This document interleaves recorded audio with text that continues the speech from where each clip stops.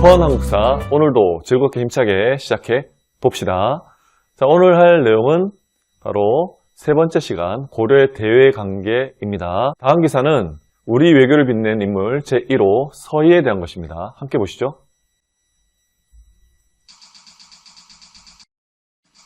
고려 외교가 서희 기리는 이천 테마파크 관람객 잇따라 제목이네요. 네, 다음 소식입니다.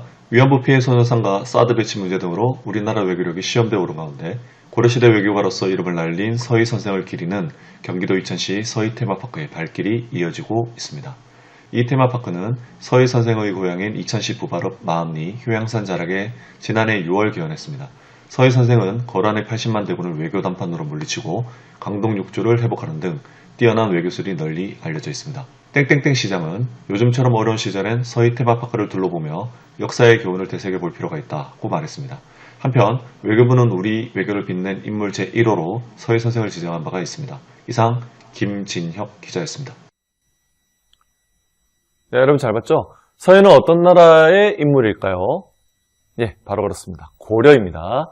자, 기사 내용 중에 보면 고려의 외교와 관련된 용어들이 있거든요. 과연 무엇이 있을까? 예, 서희, 거란, 외교단판, 강동육주 이런 단어들이 있겠네요. 자, 그러면 지금부터 한번 들어가 볼까요? 고고! 자, 학습 목표를 보겠습니다.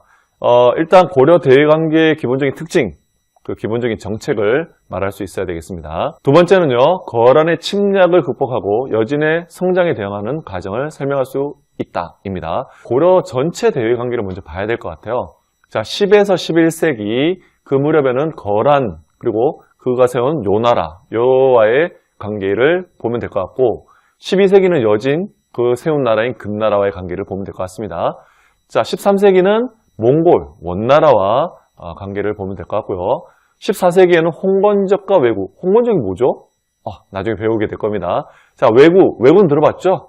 우리 외놈들, 이렇게 좀 표현하면 좀 나쁘긴 하지만, 일본을 얘기하는 거다, 그죠? 일본에 약간 노략질 하던 사람들. 자, 이렇게가 고려 대외관계 변화 과정인데요. 자, 각각의 키워드를 보면 이런 내용들을 볼 수 있어요. 이거 반드시 알아두어야 될 내용이거든요. 자, 이 중에서 오늘 할 내용은 바로 거란과 여진, 10에서 12세기까지의 대외관계 모습을 살펴보겠습니다. 거란에는 서희, 강동육주, 강감찬, 자, 여진에는 윤관, 별무반, 동북구성, 이자겸, 사대 수용, 뭐 이런 등등의 키워드들이 있겠네요. 오늘 자세하게 보도록 합시다. 지도를 보면 10에서 11세기 동아시아 정세를 잘 보여주고 있습니다. 제일 위에는 강력한 나라 거란이 있었고요. 자, 밑에는 중국 나라 송나라가 있었어요. 우리 그 중국에 원래 신라 때 같이 있었던 나라 알죠? 당나라가 있었다고, 그렇죠? 자, 당나라가 혼란기에 빠졌다가 5대 19기라는 아주 혼란한 분열된 모습이었거든요. 그걸 통일했던 게 바로 송나라였습니다. 근데 송이 통일하기 전에 거란이 먼저 5대 19개 혼란기 동안에 바로 요 지역 연운 16주라고 하는 지금의 베이징 주변 지역을 미리 차지를 했었거든요. 근데 송나라가 통일한 다음에 요 땅이 너무너무 아까웠던 거죠. 여기에 대해서 대립관계를 형성하게 됩니다. 이 연운 16주를 두고 특히 대립하게 되죠. 거라는 말이죠. 처음 건국하고 난 다음에 바로 강력한 나라 발해를 멸망시켰어요. 발해 밑에 말갈족이 있었잖아요. 그 말갈족들이 이제 여진족이라고 이름하면서 부족 단위로 생활하게 됩니다. 그리고 어떤 때는 거란에, 어떤 때는 고려에 조공을 바치면서 지냈다. 이렇게 볼 수 있겠죠. 좀 독립적인 부족 단위로 생활을 했었다. 이때 우리 발해 유민을 포용한 우리 고려가 거란과 사이가 좋을 수가 없겠죠. 발해 유민을 받아들였는데 내가 너희한테 왔는데 말이야. 너희가 거란하고 친해? 우리를 멸망시켰던 거란? 안 돼. 라고 발해 유민들의 반발이 있을 거 아니에요. 그죠? 그러한 이유 때문에 거란을 배척했었죠. 요거에 관련해서 거란이 보내줬던 선물, 낙타를 어떤 다리 아래에서 굶겨 죽이는 사건이 있었죠. 어떤 다리였을까? 그렇죠. 만부교. 기억하네요. 만부교 사건이라고 합니다. 자, 근데 그거보다 더 중요한 건 사실 고려가 어떤 나라 계승했다고 했어요? 고구려 계승했죠. 자, 그래서 고구려 계승했으니까 고구려 옛 땅을 회복하려고 북쪽으로 올라가야 되겠죠. 그래서 북진 정책을 하려다 보니 거란과 더 대립할 수밖에 없었다. 그런 상황에서 이제 고려와 송나라는 서로 친선 관계였었습니다. 자, 고려는 송으로부터 문화적, 경제적 실리를 얻을 수 있었고요. 송은 저 강력한 거란이라는 나라랑 맞서 싸우기에는 좀 어려움이 있었기 때문에 군사적으로 도움이 필요했기 때문이죠. 자, 그래서 고려한테 늘 도와달라고 요청했는데 고려는 교류는 열심히 하면서도 군사적 도움은 거절을 했었어요. 어쨌든 간에 이러한 정책을 친송 정책이라고 합니다. 자, 10세기의 이러한 모습들, 이걸 합쳐서 우리가 친송 북진 정책이다 라고 고려의 대외 정책을 부르면 되겠죠. 자, 여러분, 이 무렵의 고려는 자신들 속에 자존감이 높았고 자긍심이 강했거든요. 스스로를 황제의 나라라고 생각했었거든요. 여기 보면은 이게 절벽에 새겨진 부처님의 모습인데 여기에 황제 만세원이란 글자가 새겨져 있죠. 이 황제 만세원은 황제 만수무강을 비는 원한다라는 그런 내용이거든요. 고려왕을 황제라고 치겠다는 걸 알 수가 있겠죠. 자, 그리고 이 상은 청동으로 만들어진 상인데 왕건의 무덤에서 나온 상이거든요. 여기 보면 이 모자, 이걸 통천관이라고 하는데 황제만 쓸 수 있는 모자였거든요. 이런 것들을 봤을 때 고려는 스스로 칭제건언하고 있었고요. 이거 광종 때 강조했던 내용이다, 그죠? 황제를 칭하고 연호를 독자적으로 세웠다는 거죠. 그래서 고려를 중심으로 한 독자적인 천하관, 바로 해동천하. 우리 고려, 그리고 여진이 우리한테, 그 다음에 일본이 우리한테 조공을 바치는 그런 민족이라고 생각하고 우리를 중심으로 놓고 생각했었던 겁니다. 자, 이런 모습을, 이런 자존감을 가지고 있었던 것이죠. 자, 그러나 이런 상황에서 친송 북진을 하는 고려의 모습이 거란의 입장에서는 좋게 보이진 않았겠죠. 더군다나 앞서 만부교 사건, 얼마나 기분이 나쁘고 열받았을까요? 그죠? 그래서 본격적으로 송이랑 한판 붙기 전에 고려부터 한번 좀 정리를 해놔야 되겠다라는 생각으로 거란이 침입을 해옵니다. 총 3번에 걸쳐서 침입을 해오죠. 자, 이 라인은 지금 원래 고려가 통일했을 당시에는 대동강 라인이었는데 지금 청천강 라인에 꺼져 있죠. 이거는 왕건의 북진 정책의 성과물이죠. 영토 확장을 해냈던 것입니다. 뭐 그렇다 하더라도 지금 요 위에 천리장성으로 나중에 세워지는 이 천리장성을 봤을 때 영토를 더 확보한 모습을 확인할 수가 있겠죠. 바로 이 부분은 1차 침입과 관련돼 있다라고 보면 되겠습니다. 거란이 고려를 먼저 정리하려고 소손영을 앞세워서 군대를 보냈거든요. 이때 우리 고려는 깜짝 놀랐죠. 화들짝 놀랐습니다. 힘으로 맞서싸기 어려워서 그럼 영토 넘겨주고 좀 우리가 협상을 하자라는 신하들도 있었어요. 그렇지만 안 돼. 한번 단판을 지어보겠다라고 나섰던 사람이 있었으니 그 사람 바로 서희였던 것이죠. 아까 말했던 바로 우리 외교를 빛낸 인물 1호죠. 자, 서희가 말빨로 외교 단판으로 정리를 해냅니다. 어떻게? 외교라고 하는 게 상대방의 그런 니즈를 맞춰주는 거죠. 그 거란이 소선영이 뭘 원하고 있을까? 우리 거란과 국교를 맺고 송나라랑 관계를 끊어라는 겁니다. 그래서 서희가 그래 우리도 그렇게 할게. 우리가 근데 거란하고 통하려면 말이야 그 중간에 여진족들이 자꾸 깔짝깔짝대는 땅이 있는데 여기를 우리 땅으로 확실하게 만들고 방어를 해야 돼. 그거 우리가 정리할게. 우리 땅으로 할게. 라고 요구를 했고요. 그게 바로 강동육주였던 겁니다. 역사적인 의미가 있습니다. 소손영과 서희가 대화를 하는 과정에서 서희가 우리가 바로 고구려의 후계자이다. 이 말을 명시적으로 하죠. 우리는 모두 고려가 고구려를 계승한 나라라는 사실을 알고 있지만 이 사실을 기록으로 이렇게 밝혀주는 것은 이것이 최초의 것입니다. 예. 따라서 이 서희의 이 발언은 역사적으로 굉장히 의미 있는 내용이고 현재 중국과의 그 동북공정을 둘러싼 그 논쟁에서도 우리의 아주 그 강력한 무기가 되고 있는 것이죠. 와, 정말 민족의 외교가 이 말 한마디 때문에 오늘날 또 외교 카드로도 빛을 발하는 거잖아요. 네, 그렇습니다. 1000년짜리 외교 단판을 한 거네요. 네. 자, 방금 봤듯이 지금 서희가 1000년짜리, 지금도 우리가 써먹을 수 있는 아주 중요한 무기를 줬다, 그죠? 우린 고구려 계승했어. 라고 국제적으로, 공식적으로 발언하기도 했다. 정말 우리 외교를 빛낸 인물 1호 맞죠? 자, 어쨌든 이러한 말빨로 새로 얻은 땅.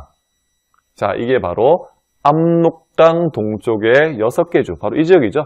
흥하진이 있고 그 다음에 기주도 있고 뭐 이런 총 6개의 주가 있어요. 참고로 흥하진은 나중에 의주라고 불리거든요. 제일 끝으로 가는 중국과 연결되는 도시입니다. 의주. 자, 이렇게 총 6개의 주. 그래서 압록강 동쪽 6개의 주, 강동 6주라고 하죠. 서희, 강동 6주, 거란 기억할 수 있겠죠? 자, 이러한 성과로 거란은 일단 후방을 안정시켰고 송나라와 자신만만하게 한판 붙죠. 그래서 송나라에게 크게 이겼어요. 송으로부터 막대한 공물을 매년 지급받는 약속을 맺게 되거든요. 자, 그게 1004년도에 이루어집니다. 전년의 맹약이라고 하는 것입니다. 어쨌든 거란은 이제 많은 이득을 얻었지만 그렇지만 지금 이게 광동 6주가 너무 아까운 거죠. 거기다가 고려가 약속과 다르게 자꾸 송나라랑 뒤로 손을 잡고 있었던 거야. 근데 뒤로 몰래 잡고 있는 거니까 명분은 없어요. 그때 노리고 있던 거란이 명분으로 세웠던 게 바로 고려 내에서 1009년에 있었던 강조의 정변이라는 사건이에요. 강조라는 신하가 고려 왕을 쫓아내고 새로운 왕을 세우는 쿠데타를 일으켰던 거죠. 어찌 감히 신하가 왕을 말이야 라고 핑계를 대고 거란이 성종이라는 임금이 직접 쳐들어옵니다. 요때 흥하진 요 경계선에서 양규가 아주 선전하고 활약을 벌입니다. 거란이 영리하게도 요걸 쏙 피해서 개경을 향해서 막 진격해 들어가요. 그럼 속도가 엄청났겠죠. 그래서 미처 피할 틈 없이 개경이 함락당하고 그리고 현종이라는 왕은 멀리 도망가게 됩니다. 아주 어려운 상황이어서 손 내밀어서 결국 협상을 맺게 되죠. 거란의 입장에서도 여기 양규가 지키는 이 흥하진이나 이쪽에 보급로가 차단될 수 있으니까 그 항복 약속, 그러니까 고려 현정이 직접 거란의 그런 조정에 찾아뵙겠다라고 약속했거든요. 그래서 그 약속을 믿고 돌아옵니다. 그렇지만 돌아가는 과정에도 끝까지 우리 고려군은 자꾸 늘어지면서 싸웠어요. 그래서 큰 피해를 안겨주죠. 그래서 사실 2차 침입 이 사건은 거란, 고려 둘 다 아주 큰 피해를 입었다라고 볼 수 있겠습니다. 그러나 오로지 거란이 성과라고 할 수 있는 게 뭐냐면 고려 왕이 직접 오겠다고 약속했거든요. 근데 이 약속마저 고려 왕 현종이 지키지 않죠. 나 아파 라는 핑계로 끝까지 가지 않습니다. 이 우리 왕이 직접 그 거란의 그런 조정에 참여하는 것을 입조한다라고 표현하는데 이 우리 왕으로서는 굴욕적이잖아요. 그러니까 병을 핑계로 안 간단 말이야. 자, 이렇게 되니 거란이 약속을 어겼네라고 또 쳐들어와. 또 더 중요한 건 사실 강동 6주까지 완벽하게 차지하려고요. 그래서 쳐들어왔을 때 이때는 2차 때랑 다르게 우리 고려가 완전 준비가 잘 돼 있었거든요. 그래서 개경도 잘 지켰고요. 강감찬이 특히 기주 지역에서 여기서 기주에서 크게 이기는 사건, 우리 큰 승리를 거두는 걸 대첩이라고 하죠. 살수 대첩, 기주 대첩, 한산도 대첩 이런 식으로. 자, 기주 대첩을 강감찬이 합니다. 자, 기억할까요? 강감찬, 기주 대첩. 오케이? 자, 결국 소배합이 이끄는 거란군은 큰 피해를 안고 돌아가게 되었죠. 이로써 거란은 더 이상 고려를 침략할 생각을 못했어요. 그래서 세 나라 사이에는 이제 균형이 이루어지게 됩니다. 서로 어디를 치기에는 서로 눈치가 보이는 균형을 유지하는 단계. 자, 이거는 고려가 끝끝내 거란의 침략을 잘 막아내면서 이뤄낸 성과인 것이죠. 자, 한편 고려로서도 국방에 대해서 더 관심 가지고 강화하는데 성을 많이 쌓거든요. 바로 수도인 개경 주변을 둘러싸는 나성을 쌓고요. 그 다음에 강동 6주를 얻었죠. 그 위에 거란과 여진족까지 대비하는 성, 바로 천리장성을 쌓게 되었다. 여기 요거 빨간색 선 요거 그죠? 요 천리장성을 쌓게 되었습니다. 자, 우리 고구려 때도 천리장성이 있었는데 연개소문이 그렇죠. 기억나죠? 당나라 대비하려고. 그거는 만주 지역의 부여성에서 여기 요동반도까지 이어지는 그런 성이었는데 고려 때 천리장성은 여기 압록강부터 저쪽에 동해안 도련포라는 곳까지 이어지는 곳이었습니다. 이해됐죠? 참고로 천리는 길이가 어느 정도 되겠다? 십리가 4km거든요. 4km. 그럼 백리는 40, 천리는 400km겠네요. 자, 여진과의 관계를 보겠습니다. 여진은 고려 초기 부족 단위로 아까 생활한다고 했잖아요. 발해 멸망한 다음에 그래서 고려에 조공을 바치고 거란에 조공 바치고 살았단 말이야. 그런데 12세기 거란이 요 나라가 약간 흔들리는 틈을 타서 이 여진족에서 부족을 통일하는 모습이 나타납니다. 그 과정에서 쫓겨내려오는 여진족을 이 우야소 이 부족이 쫓아내려오다가 고려 국경선을 넘어오게 돼요. 충돌을 하게 됩니다. 자, 이때 우리 고려가 당연히 졌어요. 이때 져버립니다. 우리한테 종을 바쳤던 얘들한테 져버렸다고. 왜? 뭐 때문에 졌을까요? 자, 여기서 중요한 건 그들이 말탄 기병이고 우린 보병이 중심이었기 때문입니다. 자, 그래서 윤관이라는 사람, 기억나죠? 윤관이 특별한 부대를 만들었어요. 그게 바로 별무반이야. 자, 그러면 여기 별무반에는 뭐가 포함됐을까?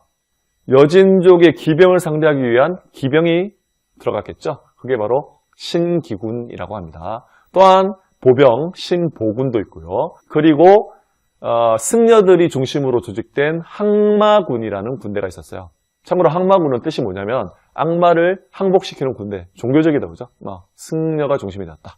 자, 이렇게 세 부대가 합쳐서 별무반이 됩니다. 특별한 부대라고 했다 그죠? 자, 이 별무반을 이끌고 윤관은 여진 정벌을 나섰고요. 성과를 보입니다. 성공했죠. 그래서 그 정복한 지역에 쌓은 성이 바로 동북구성이 되겠습니다. 동북구성. 자, 동북구성에 대해서는 위치에 대해 학자들이 좀 분분해요. 여기 보면은 천리장성 바로 위쪽에 있는 이 동그란 점, 요 점이다, 요 지역이다 라는 사람들도 있습니다. 대표적으로 일제시대 때 식민사학자들 이렇게 주장하는 건 우리 성과를 좀 낮추려고 하는 게 좀 있죠. 물론 뭐 증거 남은 게 여기다라고 해서 받아들이는 우리나라 학자들도 있긴 있습니다. 근데 어떤 사람들은 요 위에 한경도다, 아니면 요 위에 두만강 너머다, 뭐 연해주까지 간다, 여러 가지 학설이 아직 분분한데요. 이유는 이 동북구성이 1년밖에 유지되지 않아서 증거나 그런 것들이 많지 않기 때문입니다. 알겠죠? 왜 그럼 1년밖에 갖고 있지 않았느냐? 그건 바로 여진족들이 계속 공격하고 자기 터전이니까 돌려달라고 조공 바치겠다고 계속 애걸복걸 하는 거야. 관리하기 너무 어려우니까 결국 동북구성을 돌려주었죠. 근데 말이야, 불과 7, 8년 지난 다음에, 얼마 안 됐죠? 불과 7, 8년 지난 다음에 이들 여진족이 금이라는 나라를 세웁니다. 그게 바로 아골타라는 섬이야. 아고타라고도 하는데요. 자, 이때 이 아골타가 송나라랑 손잡고 그 강력했던 거란족의 요 나라를 멸망시키기까지 했네요. 심지어는 그 손잡았던 송나라까지 공격해서 이 거란이 차지했던 연운 16주를 그 차원을 뛰어넘어서 중국 북쪽 지역을 다 차지합니다. 중국 북쪽 지역이 바로 화북 지역이라고 불리는 지역인데요. 여기까지 차지해요.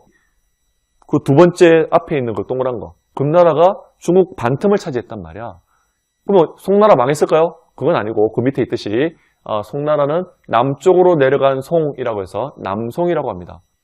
이때 송나라 황제가 여진족에게 금나라에 포로로 잡힐 정도로 아주 큰 치욕을 당했고 남은 왕족들이 중심이 되어서 남송을 세웠던 것이죠. 자, 어쨌든 이러한 아주 국제 정세, 역학관계가 엄청 변화가 발생했던 거죠. 이제 금나라는 엄청 자신감 생겼죠. 땅 크기도 우리 고려보다 훨씬 커졌고요. 그러니까 이제 고려한테 종을 바치는 게 아니고 오히려 야, 너희 이제 우리한테 신하로서 굴어. 우리를 이제 임금으로 모셔라고 오히려 요구해요. 우리 이걸 4대 관계 또는 군신 관계라고 하죠. 이걸 요구합니다. 고구려를 계승한 아주 자긍심 강한 우리 고려, 이 요구를 받아들였을까요? 당연히 이걸 거절했어야 하나 그 당시에 워낙 얘들이 힘이 세고 이 당시 집권자였던 사람이 바로 이 사람이에요. 이자겸이었죠. 이자겸은 나중에 배우겠지만 아주 자기 권력을 유지하기 위해서 말이죠. 전쟁하면 안 돼 라고 생각하죠. 그래서 오케이 알겠어요. 받아들이겠습니다 라고 하죠. 이 이후로 우리 고려의 북진 정책은 더 이상 진행될 수가 없죠. 좌절되게 됩니다. 이 이자겸이 망한 다음에도 그 뒤를 이어받은 개경파 문벌귀족, 김부식 같은 사람, 이런 개경파 문벌귀족은 이 뜻을 계승해서 4대를 계속 이어갑니다. 여기에 반해서 안 돼, 무슨 소리야. 금을 정벌하고 우리가 다시 한번 황제라는 자긍심을 가져야 돼 라고 주장했던 게 서경파거든요. 묘청, 서경천도운동. 바로 여기에 대한 반대 운동이 되겠죠. 뭐 길게 우리 고려 대항계 10에서 11세기 거란에 대해서 12세기인 여진에 대해서 한번 대외관계를 살펴봤습니다. 여러분 여기서 중요 키워드들 다 반드시 정리하고 비교합시다. 거란은 서희, 강동육주, 그리고 강감찬, 기주대첩 있다 그죠? 순서를 기억해요. 그 다음에 여진입니다. 그 다음이 바로 윤간, 별무반, 그렇죠? 동북구성, 그 다음에 이자겸의 4대강 이런 것들이 키워드가 되겠습니다. 모두 고생했어요. 안녕.